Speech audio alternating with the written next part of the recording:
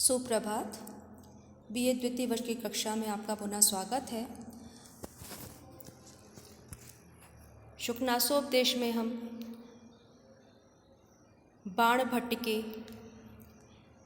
जो सनातन दृष्टि है राजनीति के संबंध में, धन के संबंध में, उससे निरंतर परिचित हो रहे हैं और किस प्रकार से चाटुकारों के प्रभाव में आकर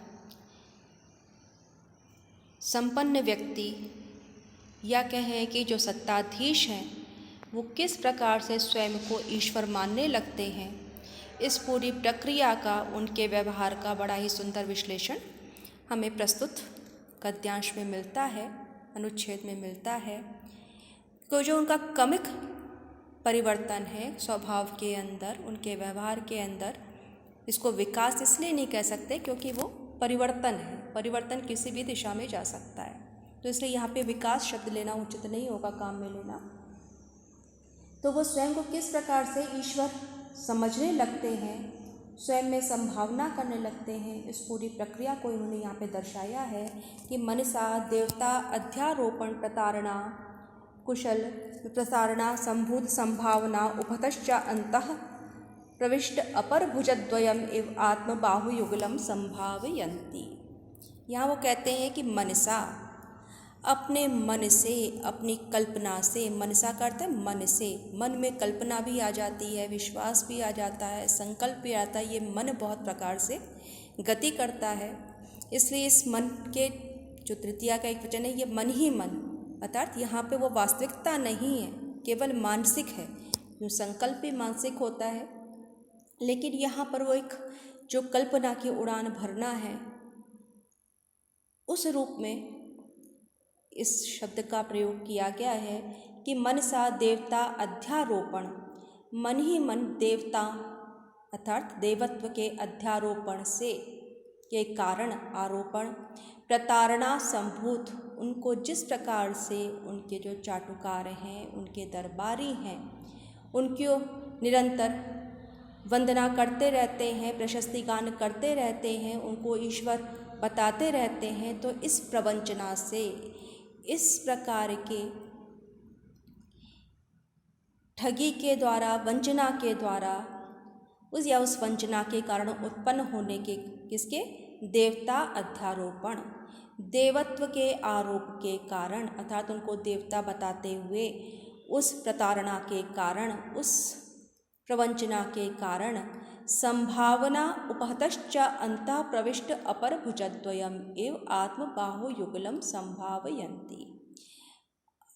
उनके अंदर, अर्थात वो पता है उनके दो ही भुजाएं हैं, पर उनको ऐसा लगता है नहीं वो चतुर्भुज हो गए। अर्थात जिस प्रकार से हम देखते हैं कि देवताओं की चार भुजाएं होती हैं, तो उस चार भुजाओं के पीछे उसका एक पूरी की पूरी जो है प्रक्रिया है कि उन चार भुजाओं को खाली नहीं छोड़ रखा। वो चार भुजाएं, भुजा क्या है, वो शक्ति की, पराक्रम का प्रतीक होती हैं। क्षत्रिय की उत्पत्ति इसीलिए भुजाओं से मानी गई है। जब हम किसी देवता को देखते हैं तो उनकी भुजाओं में हम अलग अलग, चाहे हम शस्त्रों का या किसी अन्य वस्तु को देखते हैं, तो उसमें जैसे ब्रह्मा को देखें तो उसमें रुद्राक्ष की माला भी है, कमंडल भी है। तो वो कमंडल और रुद्राक्ष की माला उनकी मेधा को, उनकी तपस्या की ओर संकेत करता है। उन मनकों की माला उस परंपरा को, जो सृष्टि परंपरा को निरंतर बनाए रखी है, उसको तरफ संकेत करता है कि वो सबको जोड़े रखते हैं, उसको तरफ संकेत करता है। इसी प्रकार से जब हम विष्णु को देखते हैं तो उनके हाथ में शंख, चक्र, गदा और पद्म, तो वहाँ पर शंख जो है वो नाद शक्ति का द्योतक होता है, गदा जो है संहार की अर्थात प्रहार की, प्रलय की द्योतक होती है, काल की द्योतक होती है। इसी प्रकार से जो कमल है वो सृष्टि का प्रतीक होता है, ज्ञान का प्रतीक होता है, और चक्र जो है वो काल चक्र का प्रतीक है कि जो रथ का पहिया है वो निरंतर घूमता रहता है। उसी प्रकार से जो काल चक्र है वो निरंतर प्रवर्तनशील है, आगे बढ़ रहा है, गति का द्योतक है। तो उस प्रतीकात्मकता को हमें समझना चाहिए। पर यहाँ पर जब हम इस पक्ष में देखते हैं तो राजाओं को लगता है जिस प्रकार से ईश्वर की 4 भुजाएं होती हैं उसी प्रकार से मेरी भी 4 भुजाएं हैं जो इन 2 भुजाओं के अंदर छिपी हुई हैं। अर्थात उनको ऐसा आभास होता है कि अंतः प्रविष्ट अपर भुजद्वयम एव, कि उनकी उन 2 भुजाओं में ही 2 भुजाएं और प्रविष्ट हैं। इस प्रकार अपने बाहु युगलम संभावयन्ति, वो अपनी दोनों भुजाओं को देखते हैं, उनको समझते हैं। त्वग अंतरे तृतीय लोचनम स्वललाटम आशंकते, जैसे हम देखते हैं ईश्वर के, हम देवता के जो है 3 नेत्र देखते हैं। 3 नेत्र जो है वहाँ पे जो 2 नेत्र हैं वो सामान्यतः सभी के होते हैं। तीसरा नेत्र जो उस दिव्य दृष्टि का बोधक होता है, तो यहाँ वो कहते हैं त्वग अंतरे, त्वचा में छिपे हुए तृतीय लोचन की तीसरे नेत्र को स्वललाटम आशंकते, वो अपना ललाट अर्थात भाल को में उसकी आशंका करते हैं, अर्थात उसको समझते हैं। उनको लगता है कि नहीं, मेरे मस्तक पर तीसरा नेत्र भी विद्यमान है, उस प्रकार से उसकी वो समझते हैं। दर्शन प्रदानम अपि अनुग्रहम गणयन्ति, दर्शन देखने को भी वो अनुग्रह समझते हैं। जैसे ईश्वर का दर्शन हो जाए, कहते हैं हमारे ऊपर ईश्वर की बड़ी कृपा है, उसका अनुग्रह है, तो कहते हैं कि दर्शनम प्रदानम अपि अनुग्रहम गणयन्ति, दर्शन देने को भी वो अनुग्रह में गिनते हैं। दृष्टिपातम अपि उपकार पक्षे स्थापयन्ति, दृष्टिपात करने को, किसी की ओर एक नज़र भर देख लेने को, दृष्टि डाल लेने को भी वो उपकार पक्ष में रखते हैं। संभाषणम अपि संविभाग मध्य कुर्वन्ति, संभाषण को, वार्तालाप को भी वो पुरस्कार समझते हैं। संविभाग मध्य कुर्वन्ति अर्थात वो उसे पुरस्कार ही समझते हैं। आज्ञाम अपि वर प्रदानम मन्यन्ते, आज्ञा देने को भी वो वर देने के समान समझते हैं कि मानो उन्होंने किसी के ऊपर बड़ी कृपा वृष्टि करी है और उसके मनोवांछित अभिलाषा पूर्ण करने के लिए वो वर दे रहे हैं। स्पर्शम अपि पावनम आकलयन्ति, स्पर्श को भी मानो पावनम, पवित्र करने के रूप में देखते हैं कि उन्होंने यदि किसी का स्पर्श भी कर दिया तो वो मनुष्य तर गया, उसका उद्धार हो गया, तो वो कहते हैं पावनम आकलयन्ति, उसको पवित्र करने वाला ही समझते हैं। इस प्रकार से वो अपनी प्रत्येक चेष्टा को ईश्वर की चेष्टा के समान समझते हुए व्यवहार करते हैं, अर्थात वो इस सामान्य रूप से कहते हैं इस गलत फहमी में रहते हैं या इतने वो आत्ममुग्ध हो जाते हैं कि आसपास क्या हो रहा है, लोग उनके बारे में क्या सोच रहे हैं, इस तथ्य को वो जान ही नहीं पाते, उस पर विचार ही नहीं कर पाते हैं। आगे देखते हैं, मिथ्या महात्म गर्व निर्पराश्च न प्रणमन्ति देवताभ्या न पूजयन्ति द्विजातीन न मानयन्ति मान्यान न अर्चयन्ति अर्चनीयान न अभिवादयन्ति अभिवादन अर्हान न अभ्युत्तिष्ठन्ति गुरु अनर्थक आयास अंतर्त विषयोपभोग सुखम इति उपहसन्ति विद्वज्जनम जरा वैक्लव्य प्रलपितम इति पश्यन्ति वृत्तिजनोपदेशम आत्मप्रज्ञा परिभव एव इति असूयन्ति सचिव उपदेशाय कुप्यन्ति हितवादिनी। अब यहाँ पर वो पहले तो वो कहते हैं कि वो स्वयं में देवत्व का आरोप कर लेते हैं, और जब उनके मन में ये अहंकार हो जाता है कि वास्तव में मैं देवता ही हूँ, तो जब वो स्वयं को ईश्वर को मानने लगेगा, वो किसी और का वो सम्मान नहीं करना चाहते। तो यहाँ पर जो व्यक्ति के अंदर अब उन्माद उत्पन्न हो जाता है, जो सत्ता का, गद्दी का, कुर्सी का जिसे हम कहते हैं, जब उसका दर्प आ जाता है, घमंड आ जाता है, तो वो उसकी प्रत्येक चेष्टा ऐसी होती है, वो दूसरे को तिरस्कृत करने वाली होती है, अर्थात तो दूसरे को छोटा दिखाना चाहते हैं, उसका तिरस्कार कर रहे हैं, अर्थात तो स्वयं को श्रेष्ठ समझ रहे हैं। इसे आप इस प्रकार से समझ सकते हैं कि यदि हम सामान्यता जो कहते हैं कि यदि व्यक्ति को उत्कर्ष प्राप्त करना है, या हम ये कह लें कि सामान्यता यदि किसी से हम श्रेष्ठ पुरुष को देखते हैं, श्रेष्ठ व्यक्ति को देखते हैं, तो एक हमारी होगी कि हम उसके जैसा बनना चाहते हैं, तो हम उसके लिए प्रयास करेंगे। दूसरा अपने को सिद्ध करने का क्या होता है तरीका, कि हम उसके अंदर बुराइयां देखना शुरू कर देते हैं, हम बात बात में उसकी आलोचना करते हैं, उसकी निंदा करते हैं, ताकि और लोग उसके बारे में गलतफहमी कर पाल सकें, या हम उसको अन्य लोगों की दृष्टि पे गिराकर अपना स्थान ऊंचा करना चाहते हैं। प्रत्येक व्यक्ति का अपना ढंग है। तो यहाँ पर जब बात आती है तो ये जो व्यक्ति के अंदर जो विकृति है, विकार है कि वो स्वयं को श्रेष्ठ समझता है, तो दूसरे का सम्मान करना भूल जाता है, छोड़ देता है। तो निश्चय ही उसके उस व्यवहार को हम प्रशंसनीय नहीं कह सकते, स्तुत्य नहीं कह सकते, किंतु फिर भी अधिकांश लोगों में ये परिवर्तन आता है। उसी के अनुसार यहाँ पर उन्होंने वर्णन भी किया है। तो इसीलिए वो कह रहे हैं मिथ्या महात्म्य गर्व निर्भराश्च। मिथ्या महात्म्य अर्थात मिथ्या माने झूठ, जो वास्तव में नहीं है, अलीक। तो अलीक अभिमान के, यानी कि यहाँ पे जो अलीक अभिमान कब होगा, जब हम एक मन में ये भावना पाल लें कि हम श्रेष्ठ हैं। तो उस कह रहे हैं मिथ्या महात्म्य गर्व, मिथ्या अलीक महात्म्य बड़प्पन, महात्म महानता के गर्व, निर्भराश्च के गर्व पर निर्भर रहने के कारण। मिथ्या च असौ महात्म्य गर्वा इति मिथ्या महात्म्य गर्वा तेन निर्भरा मिथ्या महात्म्य गर्व निर्भराश्च। तो यहाँ पर जो बात हम करते हैं मिथ्या महात्म्य गर्व, कि ये गर्व कैसा है, वास्तव में नहीं, आपके गुणों के कारण उत्पन्न नहीं हो रहा है, आपके व्यवहार के कारण नहीं, उस पर गर्व करने की कोई बात है। अभी तो ये मिथ्या है, झूठा है, अलीक है। तो अलीक महात्म्य बड़प्पन के कारण, के गर्व के कारण न प्रणमन्ति देवताभ्या, देवताओं को प्रणाम नहीं करते हैं, न पूजयन्ति द्विजाति, न ही द्विजों की पूजन करते हैं। द्विज यानी कि जो श्रेष्ठ है, द्विजन्मा हम इसलिए कहते हैं यहाँ पे द्विजाति पूजन्ति, उनके प्रति जो आदर भाव होता है। द्विज शब्द की व्याख्या आपको पता है कि जिस 2 बार जन्म लेने वाला। दूसरा जन्म का पहला जो जन्म होता है माता के गर्भ से होता है। दूसरा जो जन्म माना जाता है, हमारी जो परंपरा है, वो कहते हैं कि जब गुरु के पास जाता है बालक, तो उस समय उसका दूसरा, वो जब उसको दीक्षा पूर्वक ग्रहण करता है, दीक्षा आपको पता है कि उसको उस समय गायत्री मंत्र की दीक्षा दी जाती थी, जो उसका अध्ययन का प्रारंभ होता था। तो इस प्रकार से वो उसका दूसरा जन्म होता है, क्योंकि एक तो आपने जो है, जो जन्म आपने प्राप्त किया, उसमें आपने जो आपकी मूलभूत आवश्यकता है आपको जीवित रहने की, जिस पर आपका व्यवहार चलता है, तो उसके लिए आपने शिक्षा प्राप्त कर ली। भोजन करना है, नहाना है, जो एक मूलभूत घर में रहना है, तो वो आवश्यकताओं की पूर्ति आप करते हैं। किंतु दूसरा जन्म क्यों कहा? दूसरा जन्म क्या? गुरु ज्ञान देने वाला है।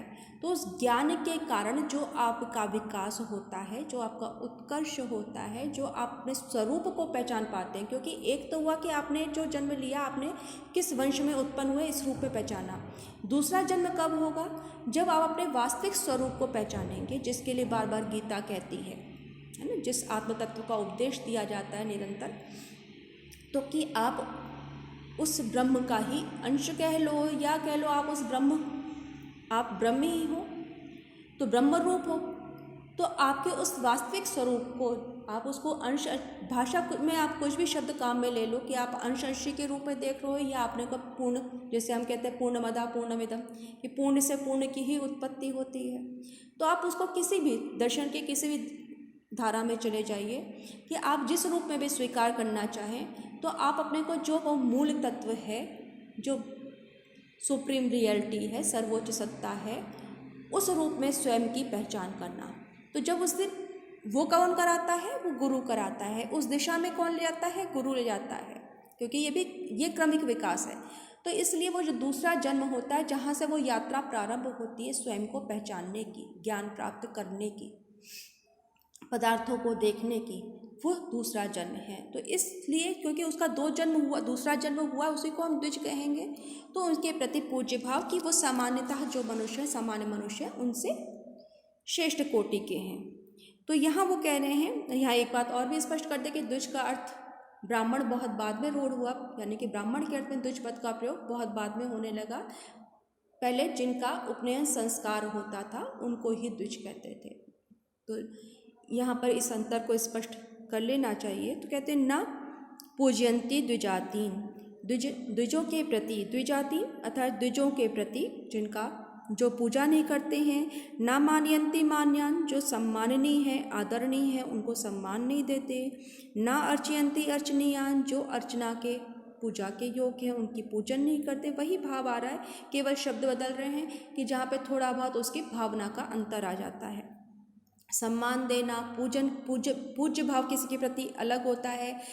अर्चना के योग अर्थात जो अर्चन के योग है, जो उससे ऊपर श्रेष्ठ कोट में आ जाते हैं, ना उनका ही वो अर्चना करते हैं, ना अभिवादयंती अभिवादन अर्हान, जो अभिवादन के योग हैं, नमस्कार के योग्य हैं, उनका अभिवादन नहीं करते। यानी कि जिसके लिए जो अभिवादन कहा गया किस प्रकार से किसका अभिवादन करना है, तो उनको उचित सम्मान नहीं देते।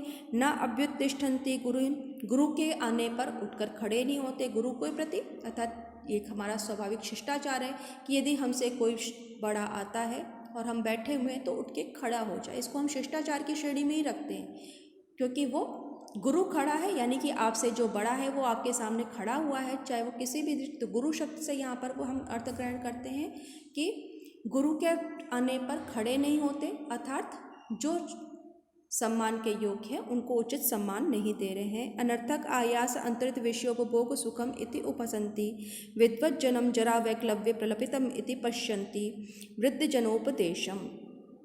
अनर्थक आयास अंतरित, अनर्थक आयास निरर्थक प्रयास के द्वारा बाधित विषयोपभोग, विषय के उपभोग को सुखम इति, यह सुख है, इस प्रकार से विद्वत जनों का उपहास करते हैं। अर्थात जब कोई विद्वान व्यक्ति कहता है कि विषयों का ज़्यादा उपभोग नहीं करना चाहिए, विषयोपभोग को, तो उनके द्वारा जितेंद्रिय होने के जो उनका गुण है, अपनी इच्छाओं पर नियंत्रण रखने के जो उनमें शक्ति है, तो ये कह करके उनका उपहास उड़ाते हैं कि अनर्थक आयास, व्यर्थ के प्रयास, अर्थात जिसके द्वारा वो अपनी इंद्रियों को वश में कर रहे हैं, तो ऐसे उन कर्मों के व्यर्थ के परिश्रम को कहते हैं कि इन्होंने विषयोपभोग, विषयों के उपभोग में ये बाधक हैं। इस प्रकार से ये विद्वत जनों का उपहास उड़ाते हैं, अर्थात वास्तव में इनको ये कह सकते हैं कि जो ज्ञानी पुरुष हैं उनका ये कहकर उपहास उड़ाते हैं कि इनको तो विषयों का उपभोग करना ही नहीं आता। ये भी इस बात को हम कह सकते हैं इस रूप में। तो विषयोपभोग निरर्थक आयास अंतरित, अर्थात शास्त्रीय कर्म, यहाँ पे कहा है उन्होंने कि शास्त्रीय कर्म जो कर्म विहित हैं, तो उन विहित कर्मों को में व्यर्थ परिश्रम करके जिन्होंने विषयों का भोग करने का सुख खो दिया है, ऐसे विद्वानों का ये उपहास उड़ाते हैं। जरा वैक्लव्य प्रलपितम इति पश्यन्ति वृद्ध जनोपदेशम, वृद्धावस्था की विकलता के कारण ये निरंतर बड़बड़ाते रहते, उनका प्रलाप है। इस प्रकार से वृद्ध जनों के उपदेश का देखते हैं, यानी कि कोई यदि आपको उपदेश दे रहा है, अर्थात कोई अच्छी बात बता रहा है, तो बुढ़ापे में इनकी बुद्धि चकरा गई है, तो ये वृद्धावस्था का प्रलाप है, उसकी विकलता के कारण। यहाँ ये बात और ध्यान देने की, जरा वैक्लव्य, जरा अर्थात वृद्धावस्था की विकलता के कारण ये निरंतर प्रलाप करते रहते हैं। इस प्रकार से वृद्धों के उपदेश को देखते हैं। आत्मप्रज्ञा परिभव इति असूयन्ति सचिव उपदेशाय, जो इनके मंत्री हैं, यदि वो उनको कोई सलाह दे रहे हैं, कोई सद्मंत्रणा दे रहे हैं, तो उसे वो अपनी बुद्धि का तिरस्कार मानते हैं और इस प्रकार से उनसे ईर्ष्या करते हैं। कुप्यन्ति हितवादिने, और जो इनका हितवादिने, इनके हित की बात करे, इनको कल्याण की बात करे, उसके ऊपर ये क्रोधित होते हैं। इस प्रकार से यदि कोई व्यक्ति इनका कल्याण करना भी चाहे, तो ये इस प्रकार के उसके अंदर दुर्गुण देख लेते हैं या उसके प्रति इस प्रकार से कि भावना से ग्रस्त हो जाते हैं, या जिसे हम कहते दुर्भावना से ग्रस्त हो जाते हैं कि व्यक्ति इनको सलाह देना भी छोड़ देता है। ये अब फिर वापस उसी बात पे आ जाएं कि ये बात क्यों कही इन्होंने कि राजाओं को उपदेश देने वाले विरले ही होते हैं, विरला ही तेषाम उपदेष्टारा क्यों कहा था? क्योंकि फिर जब एक बार व्यक्ति की बुद्धि भ्रष्ट हो जाती है, वो पतन की राह पकड़ लेता है या अपने घमंड में चूर हो जाता है, यानी कि अहंकार उस पर हावी हो जाता है, उस पर शासन करने लगता है, तो व्यक्ति अपनी स्वाभाविक स्थिति को भूल जाता है और उन परिस्थितियों में या उस समय यदि कोई उनको समझाना चाहे तो उसके उपदेश का भी प्रभाव उस पर किसी प्रकार से नहीं पड़ता है। निरंतर इस बात को ध्यान रखना है कि शुकनास अपने यहाँ पर निरंतर ये इस बात का स्पष्टीकरण करते जा रहे हैं राजकुमार को कि वो ये सब बातें क्यों कह रहे हैं या राजकुमार को इन उपदेशों की आवश्यकता क्यों है।